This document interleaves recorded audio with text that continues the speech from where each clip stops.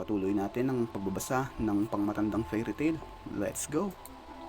At sinabi ng Panginoon kay Cain, "Saan naroon si Abel na iyong kapatid?"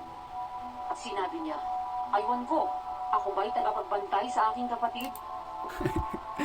Ano yun? Bakit siya nagtatanong? Alam naman natin na kaya alamin lahat ng Panginoon. Ay nako.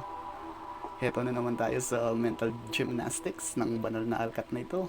Ang Panginoon ng Abrahamic religion ay isang omniscience o all-knowing. Alam niya lahat. Mababasa yan sa Psalm 147 verse 5. Makapangyarihan ang ating Panginoon. Ang kanyang karunungan ay walang hangganan. Ika nga. O nasaan ang kapangyarihan niya ngayon? Ba't siya nagmamaang-maangan? O baka nagtatanga-tangahan? Ito pa, ang Panginoon ng Abrahamic religion ay omnipotence o all-powerful. Basehan sa Matthew 19:26, hindi ito magagawa ng tao, ngunit magagawa ng Diyos ang lahat ng bagay. Wow, anong nangyari sa mga powers ni Abrahamic Sky Daddy? Ito ang sigurado. Ang relihiyong Abrahamiko ay kinukumbinsi ang mga tao na may Diyos na makapangyarihan sa lahat, na nakabantay sa itaas ng kalangitan, sa bawat segundo, sa bawat minuto, sa bawat oras at sa bawat araw ng iyong buhay.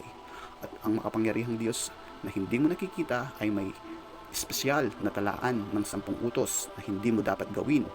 At kung nilabag mo ang mga utos na ito, may nakahandang espesyal na lugar para sa iyo.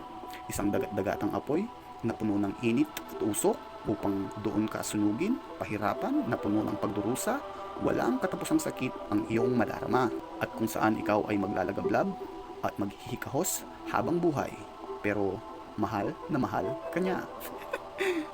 At lagi niyang kailangan ng pera, ang makapangyarihang Diyos na nagkataon lang na laging nangangailangan ng pera.